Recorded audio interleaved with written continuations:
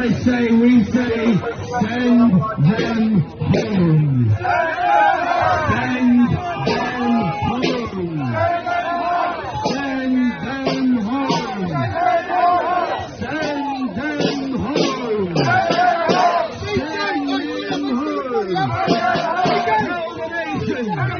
Tell the nation. Tell the nation. Tell the nation.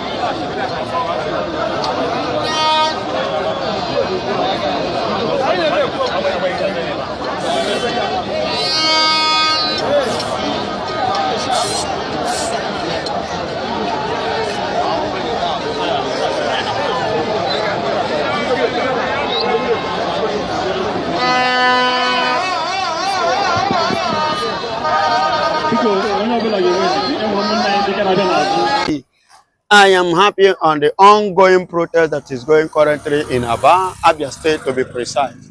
You know, for the protest of the freedom of our brother, our Nnamdi Kanu, that the Nigerian government too, nail with the unconstitutional law. A law that does not exist. A law that was not written.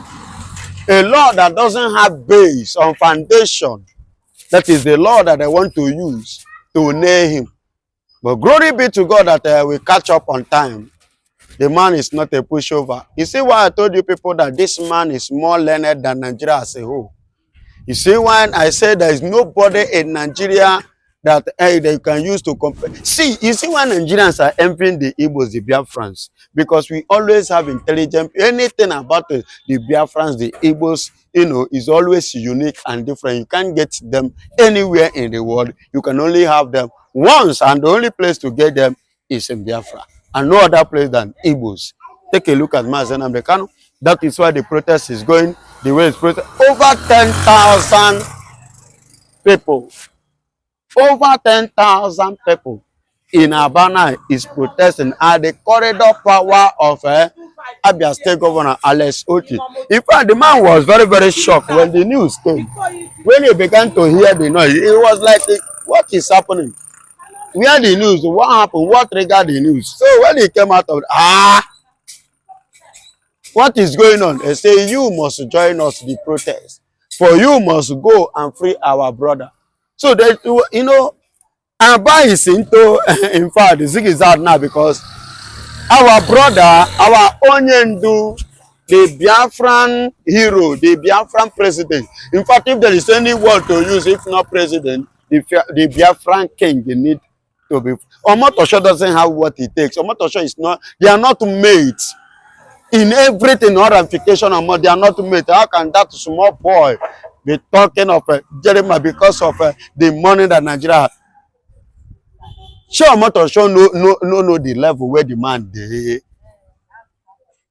because they carry one white cap put on his head, they think he can just come up and threaten on attack. Or Mazi Nnamdi Kanu culture chakasiranya. You don't know, say Mazi Nnamdi Kanu has sat with men, not even boy like him. Men, when I talk of men of caliber, do you know what it means to face the late Queen of England and talk to her? Do you know what it means? He faced the Queen of England and talked to Queen before Queen died. Ken Charles is aware of what I'm saying. You see why they are fighting tooth and nail to kill, that if they can use Nigeria to kill Mazi Nnamdi Kanu. So who can be Omotosho? Omotosho Mwanya, pay opo. Omotosho is a pay opo. Mwanya is a baby, is a boy to where Mazi Nnamdi Kanu is. So they don't think Omotosho is somebody that Mazi Nnamdi Kanu will face and become afraid, or a type that can threaten Mazi Nnamdi Kanu. Who know rich, they never born now. You understand? So come 28, he must free Kanu. But you understand? He can Omotosho no get the man. You don't feel pronounce him. Who give him the leak? Who give him the mouth to pronounce J wait. Under which law? And under which constitution? The law that exists or the one that does not exist? The constitution that you have or the one you don't have? The one you obey? See, there is something that these Nigerian people don't understand. They say charity begins at home. Whereby your politicians, whereby the people of Nigeria are not obeying the law. You that made the law, you don't obey the law. How do you expect the law to be effective? You should live by example. Wike Tinubu and co. The late Buhari and co. Brutai and co. They never appear to court to defend any case. Even when the court give them warning, even when the court invite them, they don't appear. Then how do you expect the law to be effective in a country or that society? It doesn't make sense. You say why Nigerian constitution is in a mess. And let me tell you again, listen to what former president of Nigeria, Olusegun Obasanjo. You know what he said? He said Nigerian judiciary is no longer working or acting according to constitution. They are now working according to the law of a person, of the people, not according to the constitution. So Nigerian law has become useless. A law that favors people and disfavors some people in the same country, and you call it a law, and you call it a constitution. Please, how do you write that kind of constitution? And explain to me how will such law stand and speak. When Nigeria got it wrong was the day they allowed what is it called, Sharia, to exist as a law of its own. That is the very day that Nigerian constitution collapsed. That is the very day Nigerian law, constitution and law and the order collapsed. Are you hearing me? Because you cannot tell me in a country like America now, you go and tell me that they have two types of law that governs them, two types of constitution that rules them. It doesn't make sense. That means there is what we call division already. You know, many people they don't know when they say Igbos want to divide Nigeria. We are not the one that Igbos doesn't want to divide Nigeria. Neither is Mazi Nnamdi Kanu trying to divide Nigeria. Kanu trying to fulfill a destiny. Nigeria is already divided. A country with two constitutions is a country with a divided constitution. So definitely, I must go with the one constitution which stands to the law of what I believe. I don't know whether you are hearing me. So, and on this, on 28th, Omotosho cannot even make a pronouncement. The only thing I'm saying there is postponement. You understand? He cannot even make, he will not, he dare not even make such pronouncement. Where will he start? Did he know the letter? He don't even know the letter that begins protest. So he can't pronounce it.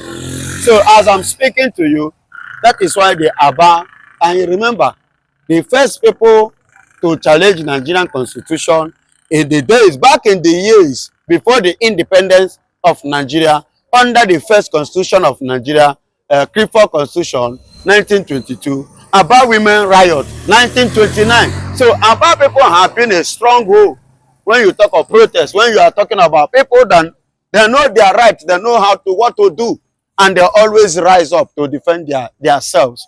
Aba Women's Riot, 1929. And that was the first riot in Nigeria. Go and cross-check. The first riot in Nigeria was Aba Women's Riot, 1929. Under Clifford Constitution, 2022. You understand? So this protest we are seeing today is something that I am not surprised, neither am I marveled at it, because it's a normal thing. They are exercising their civic rights, to free their son, to free our leader, to free our president, that Nigerian British want to silence. And somebody is comparing us, IPOB, with the terrorists, comparing Maitiala, Chegumi and his crew with Nnamdi Kanu. Igboho likeness of Igboho with it's not the same. Nnamdi Kanu and IPOB, we are far away from them, and we are better off, because self-determination is not a sin, and neither is it a crime. Yes, it's not a crime. All over the whole world on this planet Earth, so far the air and the earth exist. Freedom is a divine gift. It was a divine call of God upon the life of late Moses in the Bible, whom the Lord called, even in the land of the Midian, or you go back to Egypt for freedom of my people. Sure, you understand me? So it was a divine call. It was a divine purpose, a divine assignment. And if God doesn't recognize freedom, God wouldn't have come in person of Christ for the freedom of humanity from the hands of Satan, the devil. Okay, but one thing people want to know is they say they've been reported that some Southeast leaders are ready to go on a walk, on a peace walkout for Nnamdi Kanu's freedom.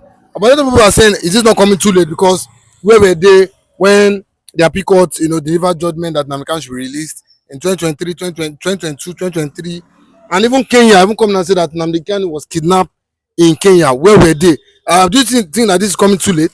No, I believe the utterance of Donald Trump is the beginning of wisdom to some Eastern region leaders. The ones that they call leaders, because we know our leader. Because our leaders have been speaking, they have been talking, and they have been acting. And they have been putting things in action before today. People like Abaribe and Co. and Lesotho himself and the rest. You understand? See, what I'm telling you is that the word of Donald Trump is a word of wisdom. It's a word that awakened the dead spirit that have died inside the people that they call the Southeastern region. That is why they are like now trying to do the, joining the protest of a peace development, peace talk, and peace freedom for our brother, and no other person than Mazi Nnamdi Kanu. So, and I believe it is a welcome call if they have woken up from their slumber. And that means they themselves have decided to go contrary to the agreement which they signed with the Nigerian government. That is the way I'm seeing it. And for them doing this, definitely there will be a serious chaos within them and the people in Aso Rock. There will be a serious chaos. Yeah, there will be a serious chaos within them, between them and the people in Aso Rock. But do you not think because Aso Rock, the Fulani Kabas, the ones of Tinubu, Bola Ahmed Tinubu, was afraid or is afraid of talking to, addressing or touching. You understand? Who gave him power? Who gave him the position? We definitely they would like to call him to order to question him. You understand? So definitely it's going to be a serious drama, and we are waiting to see them all, because we are fully prepared. But do you think that they are scared that the amount of short judgment can boomerang things negatively in the Southeast? That's why they are coming out now to want to do this. Of course. Any wrong word, because if they truly want to stop the security in Southeast, do you think that's why they want to go on this peace walkout? Because they know that any wrong judgment can cause chaos in in the Of Southeast? course, of course, of course. That is another point. You know, that is another point. It can cause. Not that it can cause. It will surely cause. Because as we stand now, men are not happy. Men, people, they vex. Coupled with the situation on ground. In addition of Nnamdi Kanu. So men is not happy. So any wrong pronouncement will force men out of their hideout. Are you hearing me? To cause a serious chaos that may likely affect them. So see why they are like, okay, let's do the needful for once. And that reading of the law in the court on the 7th of November had made many of them too to actually realize that these people are truly going against Nnamdi Kanu, Igbos in diaspora to be precise. So they themselves are like trying to restrict their steps now. Yeah, from the origin of their belief. And our people do not understand it, and the federal government of Nigeria do not recognize it. And so my position is different.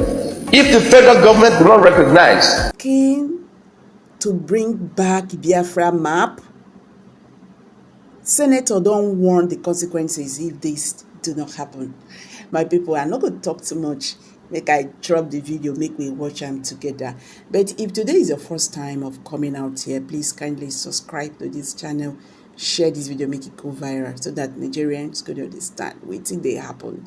Thank you. Let's get there. I will be right back. nobody has a right to erase a name, Bite of Biafra from the map. If it's Bite of Biafra, put it back on the map. We have no right to take Bite of Biafra off the map, put it back on the map, and let's fix our problem. We felt Biafra will rise again. This was the statement made by a vice president of Nigeria to Senator Bruce. I'll play the video. One of the greatest challenge Nigeria had, or one of their problems, was that after the Biafra civil war that ended in 1970, they continued with the war. They tried to do everything possible to silence the Biafrans. They want to know if they can erase them from the surface. They want to know if they can cover it up. But lo and behold, you can't just cover it up. It's impossible. And today again, here is it. Biafra is here again, standing before them. I can tell you honestly, one of the major problems Nigeria had today is Biafra issue. And I can assure you, the earlier they settle it, the better for them. Forget about some people will tell you, forget about Biafra. If you know the capacity, if you know the weight of Biafra, you give it attention. Forget about people that will talk down on it. Buhari came the other day. Buhari said that we are adults. We are adults. Even some Igbo people will tell you Biafra is not a problem. These are people that do not know their left from their right. If you know what Biafra stands for, Nigeria government. If you don't know, Nigeria government, they know it. You know, it's a case of Biafra issue. It's a case of you not knowing who you are, but your enemy knows who you really are. That's what it takes. You know, some people in life don't even know what they are, but their enemy knows who they are, or let me say their neighbor knows who they are. Some people see them, people will be like, because of the way they've conditioned or the way they've programmed, they're just like the people that knew who they really are will tell you, you see these guys, forget it. That is exactly the situation of Nigeria and Biafra. How many years ago now? It's over 50 years. The issue is still very fresh, as if it's just yesterday. So the problem now is, whose fault? Of course, it's Nigerians' fault. They keep the marginalization. They keep doing everything possible, both spiritual, both physical. Today you can see it walking on the street. Go to Nigeria, you can see the marginalization. You can see everything walking on the street of Nigeria. It's written everywhere. It's written everywhere. It's both in religion, both in economical, both in commerce, both in finance. It's everywhere. Everywhere. And then you tell me Biafra, you just leave Biafra. I laugh at you. You that is saying leave Biafra. The earlier Nigerian does the right thing, the better for them. And I think the best thing is to just allow them to go. Just restore Biafra. then maybe Nigeria will start talking of how to work. Otherwise, forget it. Nigeria working without Biafra, feast, forget it. Listen to Senator Bruce, then maybe you understand me better. I want to thank you all for bringing this very, very important debate on the floor of the National Assembly. But I take a different perspective to what has happened here. You have to go back in history to understand why there was a civil war in the first place, and 50 years later, why the same people are agitating for independence. In '66, we had the first coup, where it was alleged that the Igbos wiped out northern leaders in the military. Second coup, Gawan took over, and there was a lot of bloodshed, killing the Igbos. Igbos were killed in the north. They moved back to eastern Nigeria. Ojukwu became head of state, declared a nation called Biafra. The war started. We fought for 3 years. The war was over, and southeastern Nigeria and eastern Nigeria, as it was called, was integrated into Nigeria. That is the background. Now, when the war was over, I asked the Vice President of Nigeria a fundamental question. There are two questions asked. One, why did you erase the bite of Biafra from the map of Nigeria?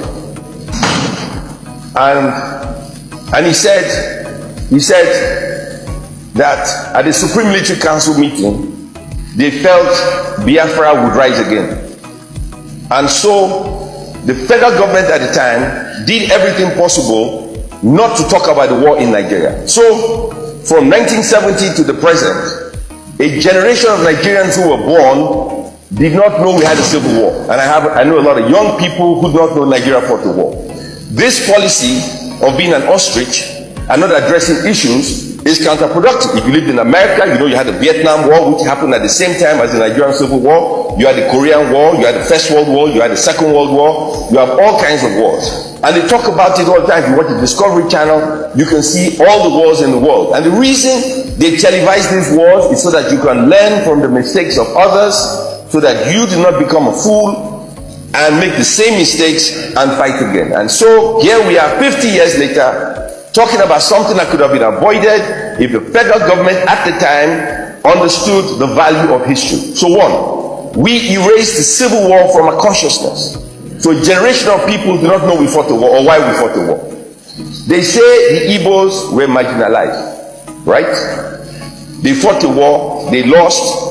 Today, they are the most industrious people in the country today. They are the richest Nigerians in the country today. One of the most educated people in Nigeria today. Yet they feel marginalized. If you compare the Igbo man to the other sections of the society, you would say the Igbos are very privileged because of what they have. Yet a generation of Igbos say they are marginalized and they want to secede and they want a nation. Well, yes, a young generation of people who have never seen bloodshed, war, destruction, people being killed, amputated, families being divided, sure, they can think like that. But what have we done as a nation to educate them about the destruction of war? Absolutely nothing. We do not teach this in our history books. We do not tell our children what war is all about. It's easy to talk about war. How many people have carried a gun, an AK-47, a machine gun, a machete? How many people have carried a gun? How many people have used a gun? How many people have fired a shot? How many people? Those who talk about war, those who talk about bloodshed, those who talk about confusion have never carried a gun. So how do they know how people die? Have they seen blood? And yet here we are debating a subject that we as a nation should understand. The educational system does not teach it, and our people do not understand it, and the federal government of Nigeria do not recognize it. And so my position is different. If the federal government do not recognize a fundamental problem in our educational system, a fundamental problem on how television is viewed across the country, then we have a fundamental problem, and we must address the problem at the source. What is the problem? We are the problem. It could be Biafra today, it could be South tomorrow, it could be Northeast the other day. It doesn't matter. The problem is we are not addressing the problem that unite or divide us, and this must be addressed. Our educational system is one of the worst I've ever seen in anywhere in the world. It is terrible. Our policy on information makes no sense whatsoever, and here we are talking about an impending crisis. A lot of people forget. I'll be quick. How many people remember December 31st, 1983, when there was a military coup? A lot of people forget. I was in the office of Punch newspaper, Oluwabodere. I did not know he was dying of cancer. But there he said to me, Nigeria must change, and he will do whatever it took to bring down the Shagari administration. He did an editorial 3-4 days before the military coup. Front page, back page, inside front page. Within 3 days, the military struck and democracy ended. But the people of this country who do not pay attention to history, who do not read, who do not watch television, and to the government who pretend to be deaf and dumb. Your mic. Pay attention. The government should pay attention to the least of us. They should pay attention to history. There is a way out, but to pretend, and when you erase Biafra Biafra from the map, nobody has a right to erase the name Biafra Biafra from the map. If it's Biafra Biafra, put it back on the map. You have no right to take Biafra Biafra off the map, put it back on the map, and let's fix our problem. Part of the things the government did to cause more debt in the Igbo land was to take all the money deposited in the bank by the Igbos, all our money, and gave us only 20 pounds. Whether you have 200,000 pounds or 200 million, or the federal government of Nigeria took it away as long as it is owned by the Igbo man. He took them away and was using that money to fight us. What does that tell you? If it were today's world, what they did in the South was genocide. It wasn't a war. Because the Biafran soldiers were giving them hell at the battleground. Instead of them to battle them, they went after the civilians. Innocent civilians, women and children. That was why the casualty was so high on Igbo land. They left the real soldiers who were fighting them in the bush because they couldn't match the Biafran soldiers. They now vent their anger on innocent Igbo civilians, women and children. That was why there was casualty. In the